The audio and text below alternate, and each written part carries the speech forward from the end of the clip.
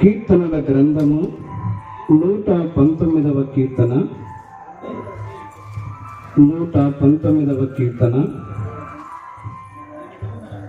76వ వచనము.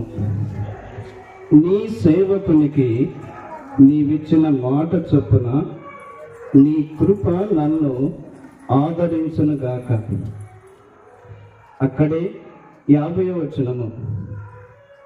నీ వాక్యము నన్ను బ్రతికించి ఉన్నది, నా బాధలో ఇదే నాకు నెమ్మది కలిగించుచున్నది. చిన్న మాట ప్రార్థన చేసుకుందాం. పరిశుద్ధుడైన మా తండ్రి, మీకు స్తోత్రములు చెల్లిస్తూ ఉన్నాము. ఈ రాత్రి కాలము ఆదరణ కూడికలో మేము చేరి ఉండగా ఇంతవరకు మీ దాసుని మీరు నిలువబెట్టి మీరిచ్చిన శ్రేష్టమైన మీ మాటలను బట్టి స్తోత్రములు చెల్లిస్తూ ఉన్నాము. భక్తి జీవితము, శ్రేష్టమైన స్వాస్థ్యము, శ్రేష్టమైన స్థలము మీరు మా దృష్టికి మీరు తీసుకొని వచ్చినందుకు స్తోత్రములు. మరి యొక్క బలహీనుడు నిలవబడి ఉండగా కనికరించమని, జ్ఞాపకము చేసుకొనమని యేసు క్రీస్తు నామమున స్తోత్రములు చెల్లించి వేడుకొనుచున్నాము తండ్రి. ఆమేన్. ప్రియులారా, 119వ కీర్తనలో 2 వచనాలు మనం చదువుకున్నాం. 76వ వచనములో నీ సేవకునికి నీవిచ్చిన మాట చొప్పున యెహోవా నీ కృప నన్ను ఆదరించునుగాక. దేవుని కృప భక్తుని ఆదరించుచున్నది. ఆనాటి భక్తుని మాత్రమే కాకుండా ఆయన యందు విశ్వాసముంచిన ప్రతి ఒక్కొక్కరిని కూడా ఆయన కృప ఆదరించుచూ ఉన్నది. ఏమిటి దేవుని కృప అని మనం ఆలోచన చేస్తే, అపోస్తలుడైన పౌలు కొరింథీ పత్రికలో ఒక మాట గుర్తు చేశాడు.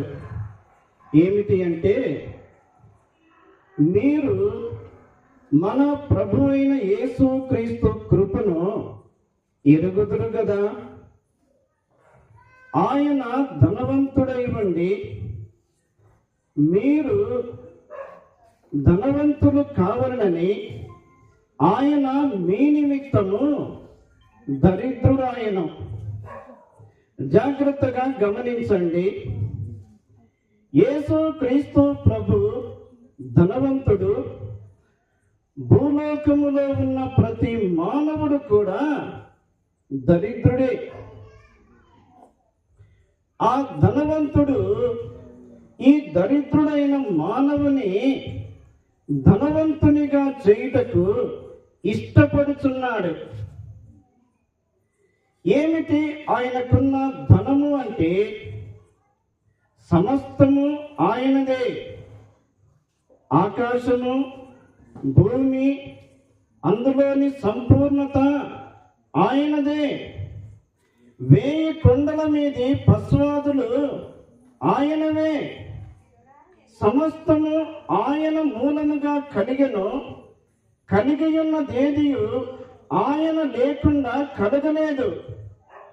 సమస్తమునకు ఆధారము ఆయనే.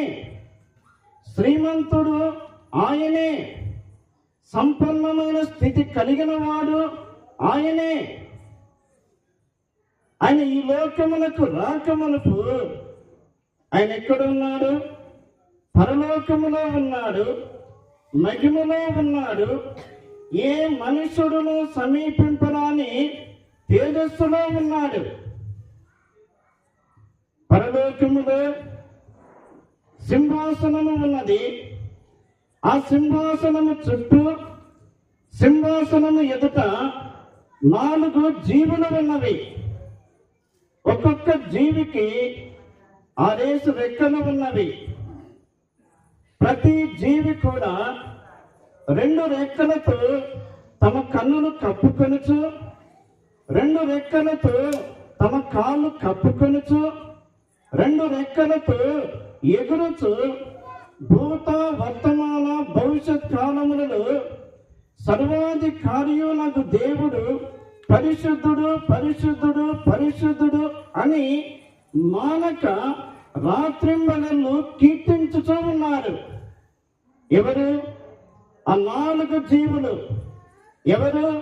ఆ 24 పెద్దలు. ఎవరు? పరలోకములో ఉన్న కోట్ల కొలది దూతలు. ఆయన పరలోకములో ఘనపరచబడుచున్నాడు, పరలోకములో మహిమ పరచబడుచున్నాడు, పరలోకములో కీర్తించబడుచున్నాడు. ఆయన ఎక్కడ ఉన్నాడు? భూలోకములో ఉన్న మానవులు కూడా ఆయన ఉన్న స్థలములో ఉండాలి అని ఆయన కోరిక. అందుకే దేవుడే మానవుడుగా లోకానికి వచ్చెను. ఆకారమందు మనుష్యుడుగా కనబడెను, మనిషిని పోలికగా పుట్టెను, దాసుని స్వరూపము ధరించుకొనెను. ఆయనకు ఒక శరీరము అమర్చబడెను. ఆయన అంతరంగములో ధర్మశాస్త్రము ఉన్నది, ఆయన అంతరంగములో నీతి ఉన్నది, ఆయన అంతరంగములో సత్యము ఉన్నది. ఆయన ఈ లోకములో కృపా సత్య సంపూర్ణులుగా నివసించిన వాడు. ఆ ప్రభువే సర్వలోక మానవాళి కొరకై బలిగా అర్పించబడెను. దరిద్రులమైన మనలను ధనవంతులుగా చేయడానికి ధనవంతుడైన యేసు ప్రభు దరిద్రుడుగా మారిపోయెను. పౌలు ఫిలిప్పీ పత్రికలో వ్రాస్తాడు, ఆయన రిక్తుడాయను. రిక్తుడు అనగా ఏమీ లేనివాడు ఆయన.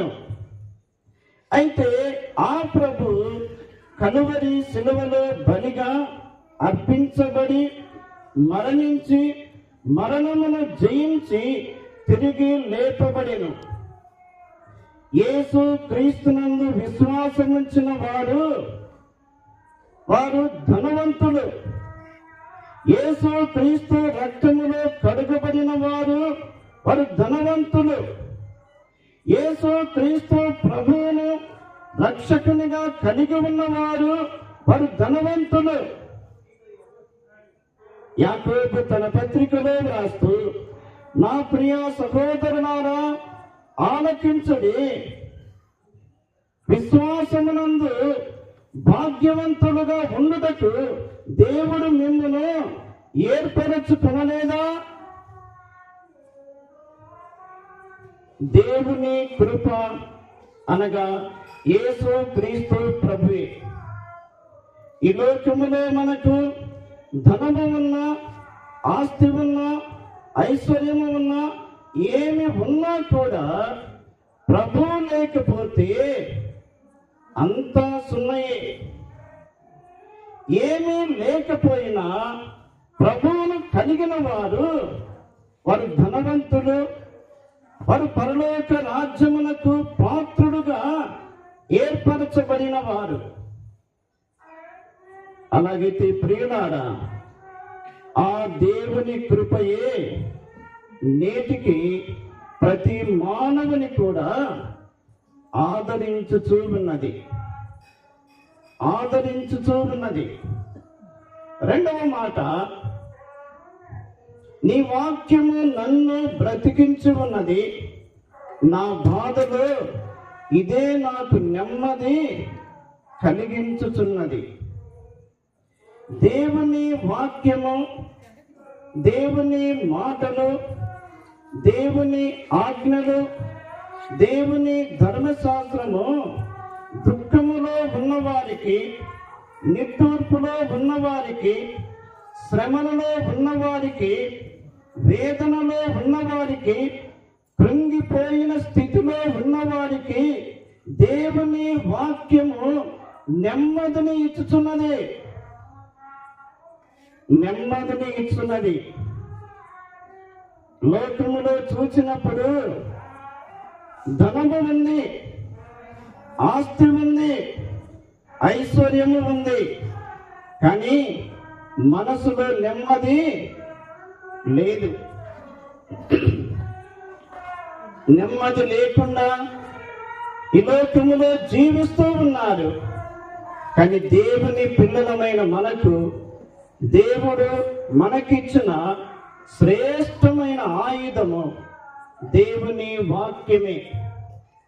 ఈ వాక్యము యొద్దకు దినదినము మనము రావాలి, వాక్యమును వినాలి, వాక్యమును చదవాలి, వాక్యమును నెమరు వేసుకోవాలి. దేవుని మాటలే నీకు ఆదరణ కలిగించును. ఏ మనుషుడు కూడా ఆదరించడు, బంధువులు ఆదరించరు, రక్త సంబంధికులు ఆదరించరు, స్నేహితులు ఆదరించరు. దేవుని వాక్యమే మనకు ఆదరణ ఇస్తున్నది. భక్తుడు తన జీవితములో నీ వాక్యమే నాకు నెమ్మదిని ఇస్తున్నది. అన్నా తన జీవితములో దుఃఖములో ఉండగా దేవుని సన్నిధికి వెళ్ళినది, ఆదరణ పొందినది. దావీదు దుఃఖములో ఉండగా దేవుని మందిరానికి వెళ్ళాడు, ఆదరణ పొందినవాడు. కాబట్టి మన జీవిత యాత్రలో ఒకటి, దేవుని కృప మనకు ఆదరణ ఇచ్చును. రెండవది, దేవుని వాక్యము మనకు ఆదరణ ఇచ్చును. మూడవదిగా, దేవుని సన్నిధి మనకు ఆదరణ ఇచ్చును. దేవుని మందిరము యొక్క విలువను మనము గుర్తించాలి. దేవుని మందిరములో దేవుని సన్నిధి యొక్క విలువను మనము గుర్తించాలి.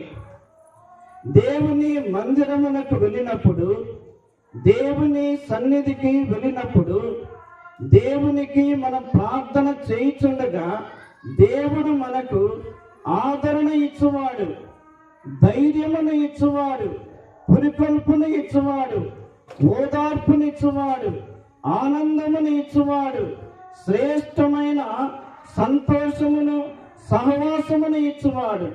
దేవుని మందిరము కంటే, దేవుని సన్నిధి కంటే మించిన భాగ్యము లోకములో ఇంకొకటి లేనే లేదు. కాబట్టి దేవుని కృప యొద్దకు మనము రావాలి, దేవుని వాక్యము యొద్దకు రావాలి, దేవుని మందిరము యొద్దకు రావాలి. అట్టి కృపలోనికి ప్రభు మనలను నడిపించునుగాక.